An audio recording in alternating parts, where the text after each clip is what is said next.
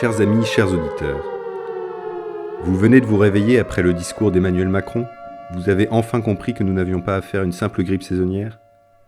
Vous êtes en train de ressortir du fond de votre bibliothèque, survivre à l'effondrement économique de ce bon vieux Piero San Giorgio. Pas de panique.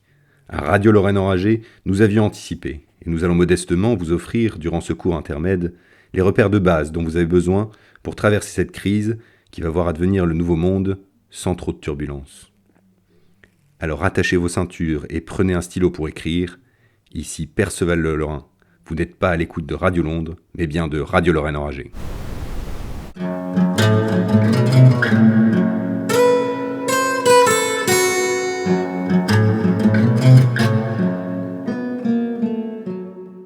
Oui, cela est bien plus grave que prévu. Vous l'avez donc bien compris, chers auditeurs, il n'est plus le temps de rigoler. Nous allons traiter dans cette courte chronique les gestes principaux à adopter. Nous ferons peut-être d'autres chroniques ultérieurement plus spécifiques, mais les gestes principaux à adopter dès maintenant.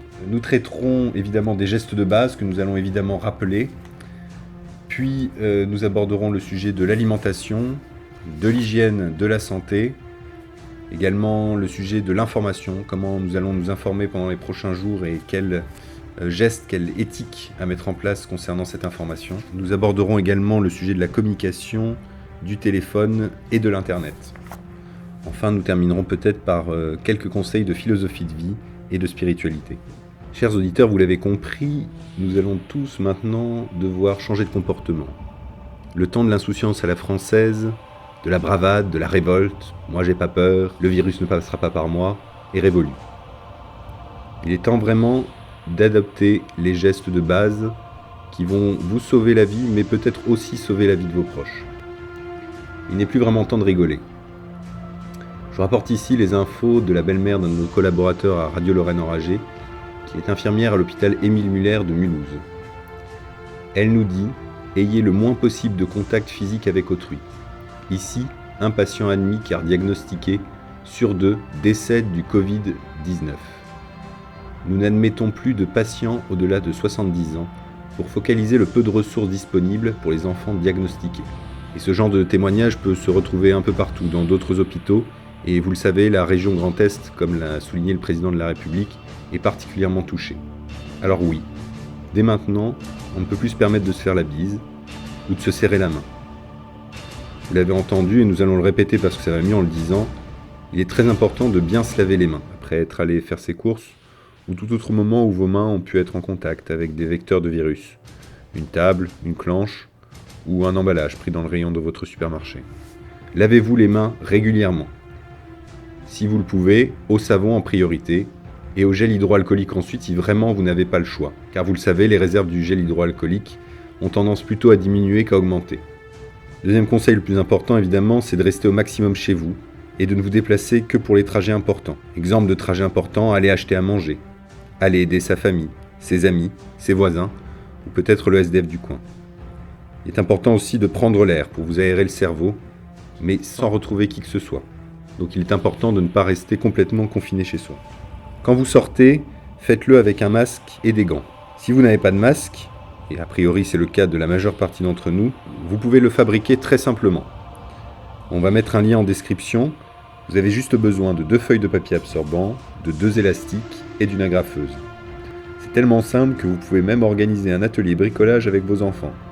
Ce sera une occasion de les occuper dans la journée. Vous pouvez également déposer 2 gouttes d'huile essentielle de Ravinsara pour prendre soin de votre système respiratoire et lutter contre les rhumes et le débouché. Cela marche aussi bien évidemment avec l'huile essentielle d'eucalyptus. Alors évidemment, on ne vous garantit pas et on ne sait pas trop, d'après ce qu'on entend, on ne sait pas si ça vous protégera bien contre le virus. Néanmoins, ça devrait quand même le ralentir. En tout cas, le plus important, c'est que vous ne puissiez, par exemple, pas éternuer sur les gens et ne pas leur cracher de postillons. C'est à vérifier, mais a priori, un masque ne s'utilise que pendant 3-4 heures, donc faites-en à nouveau après chaque trajet en réutilisant les élastiques. Pour ce qui est du sujet de l'alimentation, selon les dernières rumeurs recoupées, il est possible que nous en ayons pour 45 jours de confinement minimum. C'est peut-être complètement faux, néanmoins, on peut avancer selon le principe « s'attendre au pire, espérer le meilleur ». Il est probable, après l'annonce du président, qu'un nouveau mouvement de panique se déclenche en direction des supermarchés.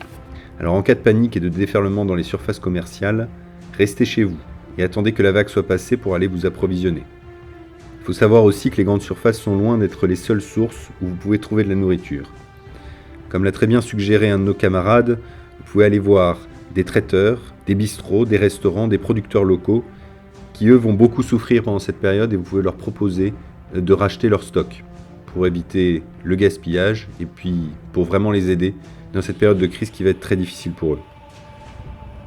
En termes d'alimentation, ne mangez pas que des pâtes et du riz. Faites aussi des réserves de fruits et légumes. Vous en doutez, pendant cette période, nous allons devoir aussi renforcer nos défenses immunitaires. Et on ne renforce pas ces défenses immunitaires simplement avec des pâtes et du riz. Manger de l'alimentation vivante. Il y a un bon exemple d'aliment qui peut se conserver très longtemps au frigo et qui va vous apporter beaucoup de bienfaits, c'est le chou. Donc ça se conserve à peu près 1 mois au frigo si vous enlevez feuille par feuille. Vous pouvez le manger cuit, mais vous pouvez aussi le manger cru. Par précaution, je ne sais pas si c'est absolument nécessaire, mais il vaut mieux le faire. Pour chaque légume que vous allez acheter à partir de maintenant, il est possible que des gens l'aient touché et mis peut-être quelques saloperies dessus. Lavez-le non seulement à l'eau, mais aussi avec du vinaigre blanc. Vous passez dans un bac à eau, puis vous passez dans un bac à eau avec du vinaigre blanc. Ça devrait éliminer pas mal de microbes. Ensuite, cette période va être une excellente occasion, et vous le savez, les catholiques font carême en ce moment. Ça va être une excellente occasion pour vous d'apprendre à jeûner. Il faut savoir que le corps humain n'a pas besoin de plus d'un repas par jour pour survivre. Et donc, vous êtes tout à fait capable, et faites-le progressivement pour habituer votre corps, de ne manger qu'un repas par jour. Vous pouvez manger une petite collation, quelques fruits à midi, vous ne pouvez manger qu'une seule fois le soir. Pour finir sur le sujet de l'alimentation, on peut vous conseiller à acheter, évidemment tout ça n'est pas une liste exhaustive, vous pouvez acheter des graines de type boulgour, épeautre, quinoa, car elles se gardent très longtemps, et en plus ce sont des protéines pour pas cher. Mettez aussi, et c'est très important, de côté quelques aliments qui sont juste pour le plaisir. Je pense par exemple au café ou au chocolat. Également pour l'énergie, des barres de céréales, des fruits séchés, des noix, des noisettes. Pour toujours avoir des aliments frais, vous pouvez aussi essayer les graines germées. C'est très simple, ce sont des graines que vous déposez dans un germoir, il faut les arroser seulement 2 fois par jour et quand vous les récoltez pour les manger, vous offrez à votre corps énormément d'énergie vitale. Et tant que vous ne les avez pas arrosées bien sûr, les graines germées se conservent très longtemps. C'est ainsi une grande réserve de vitamines. On voit déjà des cas se produire, certains éboueurs refusent de travailler et il est possible que les déchets s'accumulent sur nos trottoirs avec évidemment le lot de maladies qui peuvent les accompagner. Alors inspirons-nous du mouvement zéro déchet, limitons l'achat d'emballage, mettons de côté les déchets organiques, les épluchures de légumes, la carcasse du poulet, pour les mettre dans du compost. On trouve en ville, dans les parcs, des bacs à compost. En tout cas, veillez bien à les séparer de la poubelle des emballages. Gardez ces derniers au maximum chez vous et mettez les premiers dans la rue si l'option compostage n'est pas possible. Pour ce qui est de l'hygiène, de la santé, on essaiera de faire des chroniques un peu plus particulières. Nous vous invitons à vraiment acheter les produits de base, le savon, le dentifrice, les médicaments de base. Cela a été dit par le ministre de la Santé et par plusieurs médecins. Il faut apparemment éviter les anti-inflammatoires si vous avez les symptômes du coronavirus. Ils sont apparemment plus des aggravateurs que des adjuvants. Donc dans le doute, privilégiez toujours le paracétamol. Pour renforcer vos défenses immunitaires et pour pallier au manque dû à votre régime alimentaire, n'hésitez pas à acheter de l'acérola. L'acérola est un petit fruit qui contient beaucoup de vitamine C. C'est souvent sous forme de comprimés et vous en mangez 1 par jour et ça vous aidera à être en meilleure forme et à renforcer vos défenses naturelles. Ensuite, bien évidemment, vous allez forcément beaucoup moins être exposé au soleil. Donc n'hésitez pas, si vous en trouvez, à acheter de la vitamine D. Vous l'aurez aussi compris, le sujet de l'information va être un sujet crucial dans les prochains jours. Quelle éthique de vie allons-nous maintenant mettre en place concernant notre façon de nous informer ? Il n'est plus le temps de s'intéresser à ce qui se passe à l'autre bout du monde, mais à ce qui se passe juste à côté de chez soi, à commencer par ses voisins de palier. Pour vous informer, concentrez-vous donc sur les sites d'infos locales. Ici, en Lorraine, nous avons actu.fr, ici c'est Nancy.fr, l'Est républicain, le Républicain Lorrain, et nous pouvons aussi, comme c'est un foyer de l'épidémie, consulter le site de DNA, Dernières Nouvelles d'Alsace. Et évidemment, Radio Lorraine Enragée, qui va essayer de vous tenir informé régulièrement via des revues de presse et des témoignages. témoignages que nous pourrons récolter grâce à vous. Alors si vous avez la moindre information, la plus fiable évidemment avec une source sûre, envoyez-nous un courriel à lorraine.enragé@gmail.com. Une autre source d'information qui peut être très précieuse, ce sont les sources venant de certaines professions. Si vous connaissez des infirmières, du personnel hospitalier, ce sont d'excellentes sources d'informations de l'intérieur qui pourront vous faire connaître l'état d'avancement du virus dans les hôpitaux de la région. Si vous connaissez des gens dans votre réseau qui sont policiers, journalistes, politiques, qui par exemple travaillent à la préfecture, essayez d'être en contact avec eux et d'être informés régulièrement par eux de l'évolution de la pandémie. Pour votre santé mentale, il nous paraît important de ne pas rester toute la journée à nous informer. Nous vous donnons le conseil suivant, sélectionnez des plages horaires dans la journée et surtout sélectionnez vos sources. Il apparaît important de ne pas passer des heures et des heures sur votre fil d'actu Facebook. Prenez également un crayon et un papier et notez les informations importantes à retenir pour ne pas embrumer votre conscience avec un tas d'informations inutiles ou anxiogènes. Le reste du temps, on anticipe un peu sur la catégorie philosophie de vie, faites autre chose, travaillez, détendez-vous, passez du temps avec votre proche. Le confinement va être très dur à vivre pour certains. Inutile de rajouter du stress au stress. Et vous en doutez, il va y avoir des tonnes de rumeurs, plus ou moins fondées durant les prochains jours. Essayez toujours de recouper les sources et évaluer leur degré de fiabilité. Kevin, le gilet jaune complotiste qui vous annonce l'apocalypse, l'accomplissement du grand projet malthusien des élites Illuminati, est une mauvaise source d'information. Paul, qui travaille à la préfecture, en est une bonne, tout comme Marie-Jeanne, qui est infirmière au CHU. Concernant le sujet de la communication, vous allez évidemment vouloir appeler vos proches régulièrement pour prendre de leurs nouvelles, et c'est bien normal. Néanmoins, il est important de limiter les appels pour ne pas faire saturer le réseau. Les appels importants en priorité et il faut éviter les heures passées au téléphone pour ne parler que du beau temps, même si c'est important aussi d'avoir ces temps de discussion de détente. Il apparaît évident, vu la voracité des Français pour les séries, que le serveur Netflix risque d'exploser durant les prochains jours. Vous êtes donc invité à télécharger vos séries et donc vos films. De toute manière, le débit alloué aux activités de distraction va sans doute être réduit. Communiquez aussi via les réseaux sociaux et les courriels, toujours pour éviter que le réseau du téléphone sature. Le maître mot dans tout cela, c'est la responsabilité. Vous n'êtes pas tout seul et si l'un ou les autres d'entre vous tirent trop sur la corde, c'est toute la collectivité qui en pâtit. Enfin, je voudrais terminer cette petite chronique par une partie sur la philosophie de vie et la spiritualité, ce qui, à mon sens, va être le plus important, c'est ce qui va guider tout le reste de vos actions.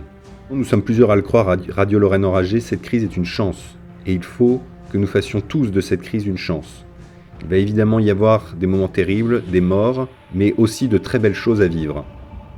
Nous allons vraiment pouvoir vivre la décroissance, et ainsi vivre avec moins, vivre avec peu, mais vivre mieux. Il est évidemment très important de bien choisir son lieu de confinement et avec qui vous allez le vivre. Quand on est plusieurs dans un petit espace, les risques de disputes, vous le savez, augmentent. Saint Augustin disait « Aimez et faites ce que vous voulez ».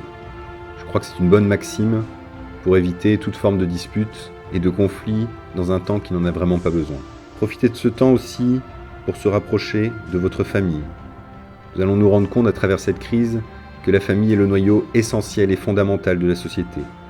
Des liens peuvent se ressouder, des conflits disparaître dans le partage de l'épreuve. Rapprochez-vous également de vos proches, de vos amis, et soyez solidaires. Car même si vous ne vous en rendez pas compte, chacun des gestes que vous allez accomplir vont déterminer beaucoup de choses dans la vie. Nous l'avons déjà dit, lisez des livres, voyez des vieux films, jouez avec vos enfants, et si vous avez la chance d'être en couple, faites-en de nouveaux, pour remplacer ceux qui sont morts ou qui vont mourir. Enfin, si vous avez la foi, redoublez de prières. Appuyez-vous sur Dieu comme jamais. Il est là, il est présent, il est un roc, et il n'attend qu'une chose, c'est que vous vous appuyez sur lui. Si vous n'êtes pas croyant, eh bien, j'ai envie de vous dire, tentez le pari pascalien.